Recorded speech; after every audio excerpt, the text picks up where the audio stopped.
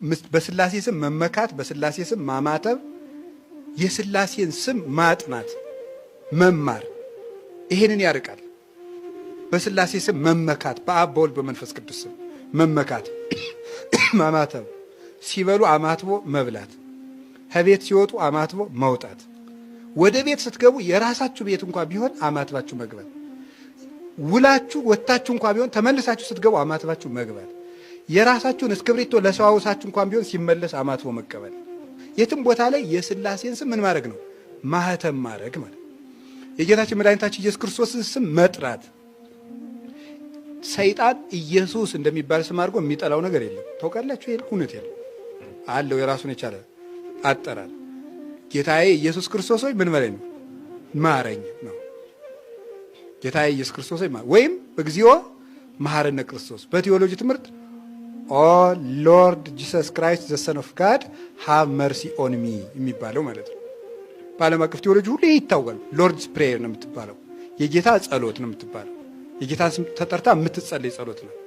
የእግዚአብሔር ልጅ ጌታዬ ኢየሱስ ክርስቶስ ሆይ ማረኝ ሲባል ለኢየሱስ ክርስቶስ ስም ጉልበት ሁሉ ሊሰግድ ይገባል። ከሰማይ በታች ከምድር በላይ ከምድር በታች ያለ ጉልበት ሁሉ ለኢየሱስ ክርስቶስ ስም ሊሰግድ ይገባል። ስለዚህ በጌታችን በኢየሱስ ክርስቶስ ስም መመካት፣ ስሙን ጠርቶ መተኛት፣ ስሙን ጠርቶ መውጣት፣ ትራንስፖርት የሚሆን መንገድ ላይ የሚሆን የእሱን ስም እየጠሩ መሄድ።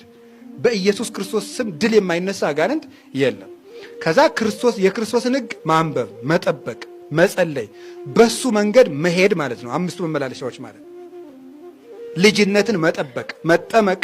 የመጀመሪያው መጠመቅ ነው፣ ምስጢረ ጥምቀት። ሶስተኛዋ መመላለሻ ከዛ ልጅነትን መጠበቅ ነው፣ እንዳይነጥቅህ የእግዚአብሔር ልጅ ከመሆን የሚያጎድልህን ነገር መጠበቅ ነው። ከዛ ቅዱስ ሥጋውን ክቡር ደሙን አዘውትሮ መቀበል። ትንሣኤ ሙታንን ክርስቶስ ሲመጣ በሥጋዬ እንዳይቀስፈኝ በነፍሴ እንዳይፈርድብኝ። አይ ይሄ ብቻም አይደለም፣ ለፍቅሩ እየሳሳ ለሱ ሙሽራ ሆነ እየተዘጋጀ ተመላለስ ነው። የመንግሥተ ሰማያትን ጣዕም የገሃነምን ፍርድ እያሰብክ ከኖርክ አምስቱን በሽታዎች ማሸነፍ ትችላለህ። አምስቱ መመላለሻዎች እነዚህ ናቸው። አላችሁ። እግዚአብሔር ከሁላችን ጋር ይሁን። ጌታችን ሄደና ይህን ሰው እንዲህ አለው፣ መዳን ትፈልጋለህ አለው። የዚህን ሰው ነገር ስሙ። አይ የሚያወርደኝ የለም እንጂ አዎ አለው። ቅዱስ ዮሐንስ አፈወርቅ በጣም ነው የሚያደንቀው። እናንተ ብትሆን ምን ታደርጋላችሁ? አሁን 38 ዓመት አልጋ ላይ ኖራችሁ ሲያበቃ ደህና ሰነበትክ እግዚአብሔር ይመስገን መዳን እንዲያው ትፈልጋለህ ቢላችሁ ቀልደኛ እያፌስክብኝ ነው አትሉ? 30 ዓመት ተኝቼ ታዲያ ምንድን ነው የምፈልገው ታዲያ ምን አይነቱ ነው አትሉም ትላላችሁ?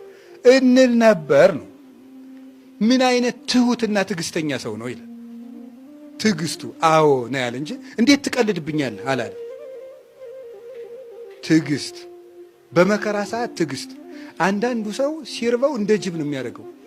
ጾሙን እንደዋለ ቆይ አንዴ ፈልጌ ካላችሁት ቸኩያለሁ ብሎ አይ ፈልጌያለሁ ካላችሁት ምን ይላል አያ ብሎ አውሬ ይሆናል። በቃ ሲቸግረው ሲያማው አንዳንዱ ሰው ራሱን መግዛት አይችልም።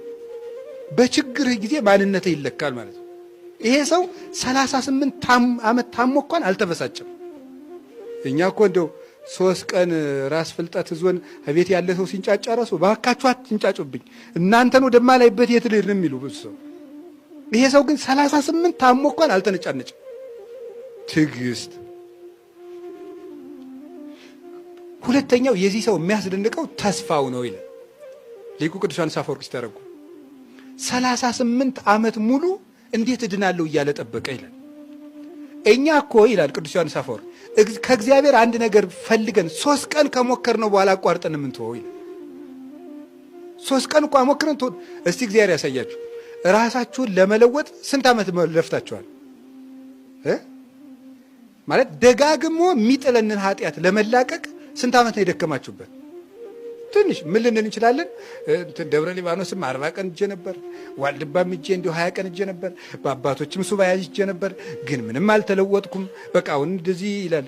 ወዳጄ ህይወትን ሙሉ ለህይወት ይጣርለታል።